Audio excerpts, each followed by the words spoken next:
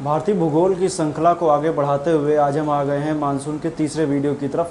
पहले हम दो वीडियो देख चुके हैं। पहले वीडियो में मैंने मानसून की क्रियाविधि के बारे में बताया था। दूसरे वीडियो में हमने बताया था कि बंगाल अरब सागर की शाखा से मानसून कैसे आता है, उसका वितरण कैसे कैसे है। तो इस वीडियो में मैं बताऊंगा कि अरब सागर की शाखा के बाद बंगाल की खाड़ी की शाखा से मानसून का वितरण भारत में कैसे कैसे होता है, इसके बारे में बताएंगे। तो शुरुआत करेंगे बंगाल की खाड़ी की शाखा। दरअसल मैं पहले एक बार पूरा बैकअप में बता दूं क्या क्या चीज़ें हैं, इसके बाद हम आगे इसमें आएंगे। सबसे पहले मैं बता दूं कि मानसून आता कैसे। मानसून इसलिए आता है क्योंकि ये अट्रैक्शन पॉइंट के रूप में यहाँ पे बना हुआ है थार मरुस्थल। और थार मरुस्थल का यहाँ पे क्या होता है, गर्मियों के मौसम में जब सूर्य उत्तरायण की स्थिति में होता है तो थार मरुस्थल काफ़ी गर्म हो जाता है। और थार मरुस्थल से क्या होती हैं, हवाएं ऊपर की ओर उठना शुरू करती हैं। पूरा भारत उस तरीके से तप गर्मी से काफ़ी ज़्यादा परेशान रहता है। तो उसकी वजह से क्या होता है, ये उत्तर भारत में क्या होता है, लो प्रेशर की बेल्ट बनती है। जो लो प्रेशर की बेल्ट बनती है तो उसी लो प्रेशर को भरने के लिए क्या करती हैं, हवाएं इसकी ओर आती हैं, जिससे मानसून का भारत में आगमन होता है।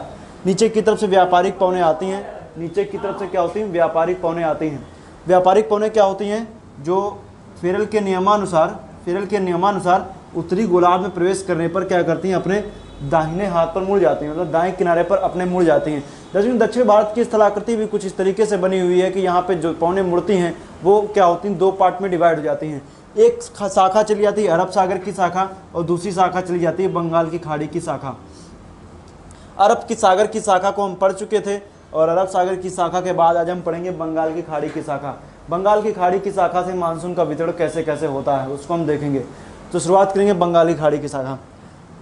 यहाँ पे नीचे की तरफ दक्षिण भारत में मैंने बताया कि ये क्या होता है, दो पार्ट में डिवाइड हो जाता है। और दक्षिण भारत का जो चेन्नई का जो पूरा क्षेत्र है, ये जो नीचे का जो पूरा चेन्नई का क्षेत्र है, ये कुछ इस तरीके से बना हुआ है कि भारतीय मानसून की जो बंगाल की खाड़ी की शाखा और जो दक्षिण का जो क्षेत्र है, ये दोनों क्या होते हैं, एक दूसरे के पैरेलल पड़ जाते हैं, मतलब समानांतर हैं। इसलिए क्या होती है, पौने आगे की तरफ चली जाती हैं। पौने क्या होती हैं, आगे की ओर चली जाती हैं।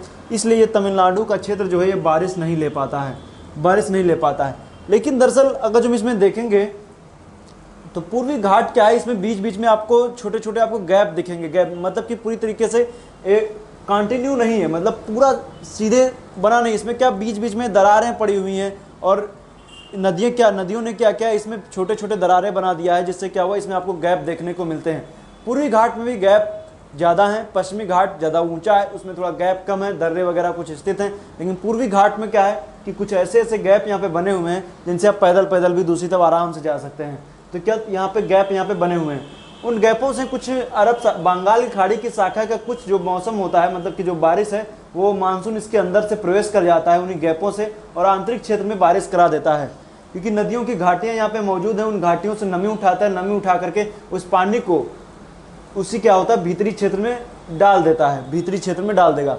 लेकिन याद रखिएगा कि तमिलनाडु के क्षेत्र में बारिश नहीं हो पाती है। नॉर्मल में जैसे मैंने बताया था कि जो बारिश होती है, बारिश कब होती है, बारिश होती है 1 जून को। लेकिन 1 जून से पहले ही अगर जो हम देखेंगे तो मैंने बताया था कि जो मानसून का जो कर्व बनता है वो कुछ इस तरीके से बनता है, मानसून का जो कर्व। लेकिन उससे पहले यहाँ पे अंडमान निकोबार में मानसून जो होता है 25 मई को ही आ जाता है। 25 मई को ही मानसून आ जाता है। तो इसको हल्का दिमाग में रख लीजिएगा, आज डेट भी शायद 25 ही है, तो इसको दिमाग में रख लीजिएगा। तो 25 मई को मानसून जो होता है वो अंडमान निकोबार में पहले आ जाता है। लेकिन नॉर्मल में हम लोग पढ़ते हैं कि मानसून 1 जून को केरल के तट पे आता है। लेकिन ये चीज़ याद रखिएगा, केरल के तट से आने से पहले मानसून की बारिश हमें अंडमान निकोबार में हो जाती है, क्योंकि सबसे पहले यहीं पर होती है। उसके बाद में 1 जून से यहाँ पे और यहाँ पे दोनों क्षेत्र में होती है। बंगाल की खाड़ी की जो शाखा होती है वो बहुत तेज़ी से आगे बढ़ती है, अरब सागर की शाखा उतनी तेज़ी से आगे नहीं बढ़ पाती है। तो बंगाल की खाड़ी की शाखा से हम देख रहे हैं तो यहाँ पे होता क्या है कि फेरल के नियमानुसार इन पवनों को अपने उत्तरी गोलार्ध में किस तरह मुड़ जाते हैं, अपने दाहिने किनारे में मुड़ जाते हैं। लेकिन दरअसल प्रेशर ग्रेडियंट की वजह से, मतलब एक प्रकार से कह सकते हैं वायु दाब की प्रवणता की वजह से भी यहाँ पे कुछ बारिश अंदर के क्षेत्र में देखने को मिलती है। क्योंकि इस क्षेत्र में क्या होगा, यहाँ से मानसून, दरअसल यहाँ पे क्या होता है, चक्रवातों की उत्पत्ति होती है और चक्रवातों की उत्पत्ति से इस क्षेत्र में काफ़ी ज़्यादा बारिश होती है। आगे के वीडियो में मैं बताऊंगा कि चक्रवात क्या होता है और कैसे कैसे चक्रवात पनपते हैं और भारतीय मानसून को भी चक्रवात कैसे प्रभावित करते हैं।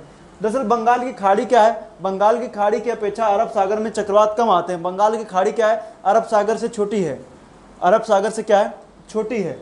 अरब सागर से छोटी होने की वजह से इसका पानी क्या होगा, जल्दी गर्म होगा। और अरब सागर में हम देखेंगे तो नीचे की तरफ से क्या है, सोमाली करंट चलती है, मतलब सोमाली की जलधारा चलती है, तो इसमें ठंडा पानी वगैरह काफ़ी जमा कर देती है।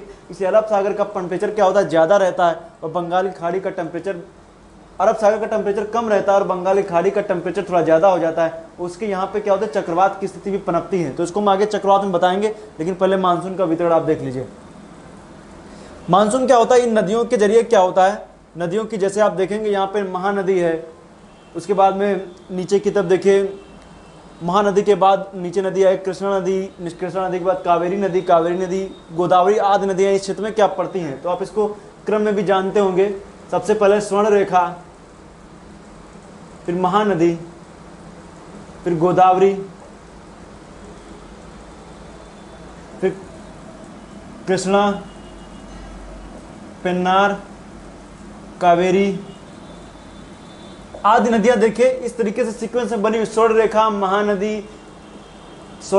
महानदी, गोदावरी, कृष्णा, पेन्नार और आदि नदियां इस क्षेत्र में क्या है, उपस्थित हैं। इस क्षेत्र में आप देखेंगे तो आपको यहाँ पे नदियां मिल जाएंगी। तो नदियां क्या की हैं, बहते बहते उस क्षेत्र में पूर्वी घाट को काफ़ी ज़्यादा तोड़ मरोड़ दिया है, और तोड़ करके क्या है उसमें गैप अच्छा खासा कर दिया है। तो उन क्षेत्रों से क्या होता है, मानसून की धारा अंदर प्रवेश करती है। और आंतरिक क्षेत्र में हम देखेंगे, चाहे वो छत्तीसगढ़ का क्षेत्र हो, चाहे उड़ीसा का क्षेत्र हो, चाहे नीचे की तरफ का आंध्र प्रदेश का क्षेत्र हो, उत्तरी आंध्र प्रदेश हम लेंगे, इन क्षेत्रों में क्या होती है, काफ़ी ज़्यादा बारिश दर्ज की जाती है, काफ़ी ज़्यादा बारिश दर्ज की जाती है। इसकी एक शाखा जो होती है पश्चिम बंगाल से होते हुए आगे की तरफ बढ़ जाती है और आगे के क्षेत्र में बारिश कराती है। लेकिन इसकी दूसरी शाखा जो होती है, बंगाल की खाड़ी की दूसरी शाखा, वो क्या करती है, वो सीधे बांग्लादेश से होते हुए ऊपर की ओर चली जाती है, बांग्लादेश से होते हुए ऊपर की ओर चली जाती है। और बांग्लादेश को जानते हैं नदियों का देश बोला जाता है, क्यों बोलते हैं भी बताते हैं आगे। इसके बाद में यहाँ पे हम देखेंगे तो गारो खासी जयंतिया की यहाँ पे पहाड़ियाँ स्थित हैं, गारो खासी जयंतिया की पहाड़ियाँ यहाँ पे स्थित हैं। और वो पहाड़ियाँ कुछ इस तरीके से स्थित है कि कीप के जैसी आकृति में बने हुए। कीप का मतलब आप जानते होंगे, जब भी आप कोई सरसों का तेल कुछ भी जैसे लीटर में मापते हैं तो उसको किसी भी डब्बे में बंद करना होता है तो उसके ऊपर क्या करते हैं, कीप लगा देते हैं, उससे अंदर पानी भरता है। जैसे मान लीजिए इस तरीके से कीपाकार में होता है कीप, तो इसकी आकृति कुछ कीपाकार है कि इसमें जो मानसून प्रवेश करता है, मानसून प्रवेश तो कर जाता है लेकिन उसमें निकल नहीं पाता और उसी में घूम घूम के बार बार बारिश कराता रहता है। तो क्या होता है, इस क्षेत्र में गारो खासी जयंतिया में जानते होंगे, गारो क्षेत्र में स्थित मानसिंह राम, चेरापूंजी, इन क्षेत्रों में वैश्विक स्तर पर भी सबसे ज़्यादा बारिश दर्ज की जाती है। क्योंकि उसका कारण यही क्योंकि कुछ पहाड़ियाँ इस तरीके से बनी हुई कीप के आकार की कि इसमें मानसून प्रवेश तो कर जाता है लेकिन उसी में बाहर नहीं जल्दी निकल पाता है, इसलिए उस क्षेत्र में काफ़ी ज़्यादा बारिश यहाँ पे दर्ज की जाती है। जैसे केरल के तट पे बारिश हो रही थी उसी तरीके से मेघालय के क्षेत्र में भी लगभग 1 जून के आसपास ही बारिश होना शुरू हो जाती है। उसके बाद हम देखेंगे कि इसी से पास से होते हुए, इन नदियों के पास से होते हुए मानसून क्या होता है, इस श्रेणियों से आगे की तरफ बढ़ जाता है, आगे की तरफ बढ़ जाता है और अरुणाचल प्रदेश से होते हुए अरुणाचल प्रदेश के दक्षिणी क्षेत्र असम की घाटी में बारिश कराता है। लेकिन उतनी बारिश नहीं हो पाती है जितनी कि मासिन राम और चेरापूंजी जैसे क्षेत्रों में होती है, लेकिन बारिश होती है, इसको याद रखिएगा।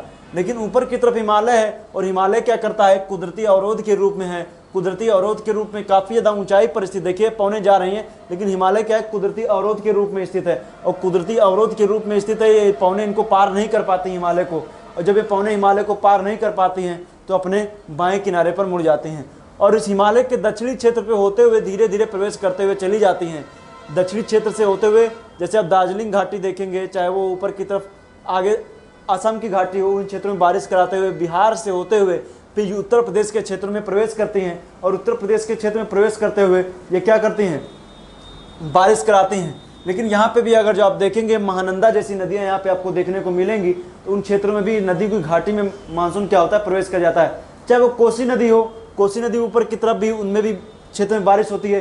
दक्षिण की तरफ हम देखेंगे सोन नदी, तो उसकी घाटी में भी बारिश दर्ज की जाती है। उसके बाद में मानसून क्या होता है, आगे चला जाता है। और आप जानते होंगे यूपी में, यूपी के अगर जो आप रहने वाले तो आपको पता होगा यूपी में सबसे ज़्यादा बारिश जो दर्ज की जाती है वो दर्ज की जाती है गोरखपुर में, और सबसे कम देखेंगे तो मथुरा में दर्ज की जाती है। लेकिन ऐसा कारण क्यों है, उसका कारण यही है कि अगर जो यूपी का अगर जो मैप देखेंगे, यूपी का मैप तो कुछ इस तरीके से दिखता है।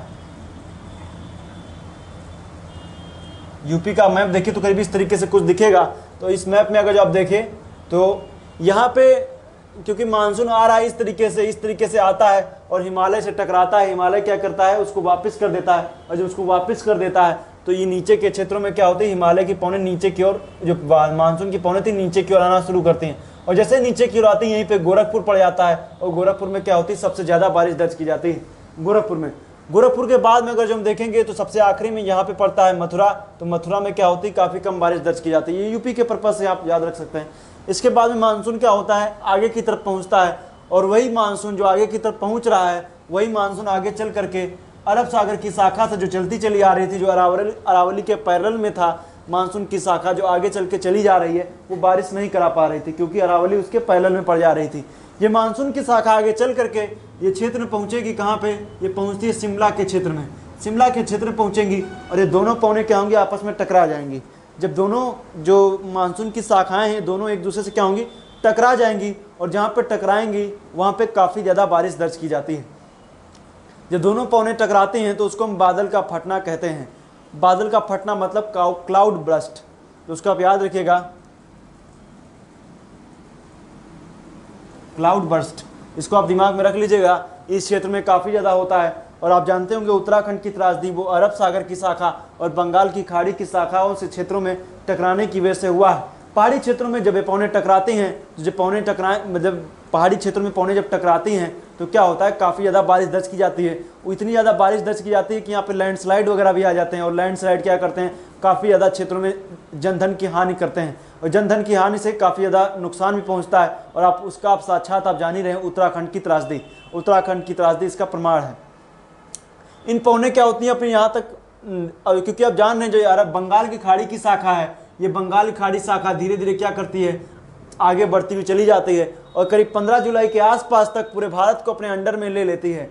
15 जुलाई के, लेकिन ये दरअसल बंगाल की खाड़ी की शाखा जैसे जैसे ऊपर इस तरफ जा रही है, ये जैसे जैसे जाती है अपनी नमी क्या करती है, खोते हुए चली जाती है। इसलिए बंगाल की खाड़ी की शाखा से हम ये कह सकते हैं कि पूर्व से पश्चिम की ओर बढ़ने पर बारिश की क्या होती है, कमी दर्ज की जाती है। और कमी दर्ज करने का कारण यही है कि जो क्या करती है, बंगाल की खाड़ी से नमी उठाती है, और नमी उठाते हुए पूर्व से पश्चिम की ओर जब बढ़ती है तो नमी क्या होगी, धीरे धीरे कम होती चली जाती है। एग्जाम्पल के तौर पर आप ले लीजिए, मान लीजिए आप भट्टी के पास खड़े हैं, तो जब भट्टी के पास जहाँ खड़े होंगे तो ज़्यादा गर्मी आपको महसूस होगी, लेकिन जितना ही भट्टी से दूर होते चले जाएंगे गर्मी क्या होगी, आपको कम लगेगी। उसी तरीके से यहाँ पे भी है, बंगाल की खाड़ी की शाखा से पूर्व से पश्चिम की ओर बढ़ने पर बारिश काफ़ी कम दर्ज की जाती है, इसलिए राजस्थान में काफ़ी कम बारिश होती है। लेकिन हम ये नहीं कह सकते कि राजस्थान में बारिश नहीं होती है, राजस्थान में बारिश होती है, लेकिन उसका परसेंटेज क्या होता है, काफ़ी कम होता है। क्योंकि आप जानते होंगे जो अरब सागर की शाखा है उससे तो बारिश हो नहीं पा रही है, और बंगाल की खाड़ी शाखा क्या होती है,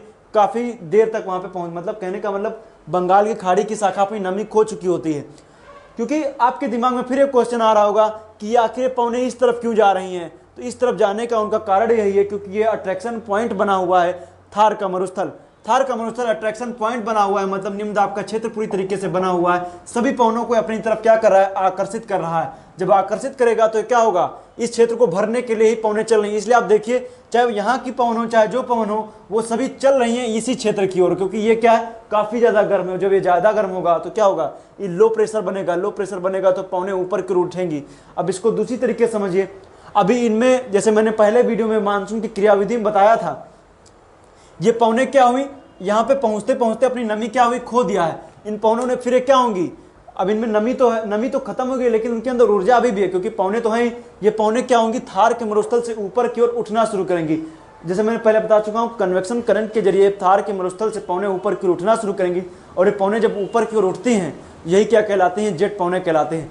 ये क्षोभ सीमा के आसपास से पवनें ऊपर की ओर उठती हैं और ये दक्षिण की ओर मुड़ जाती हैं, और दक्षिण की ओर मुड़ करके क्या होती हैं, सीधे फिर नीचे की ओर उतर आती हैं, हिंद महासागर में उतरती हैं, और हिंद महासागर में उतर के व्यापारिक पवनों में तेजी ला देती हैं। और जब व्यापारिक पवनों में तेजी लाती हैं, इससे मानसून क्या होता है, और तेजी से उत्तर भारत में आता है। तो ये था मानसून की क्रियाविधि में बंगाल की खाड़ी की शाखा। मैं उम्मीद करता हूँ आपको वीडियो समझ में आया होगा। अगर जो कुछ नहीं समझ में आता तो कमेंट करके जरूर बताइएगा।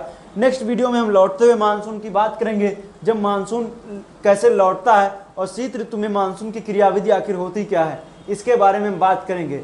तो फिलहाल आज के लिए इतना ही, धन्यवाद।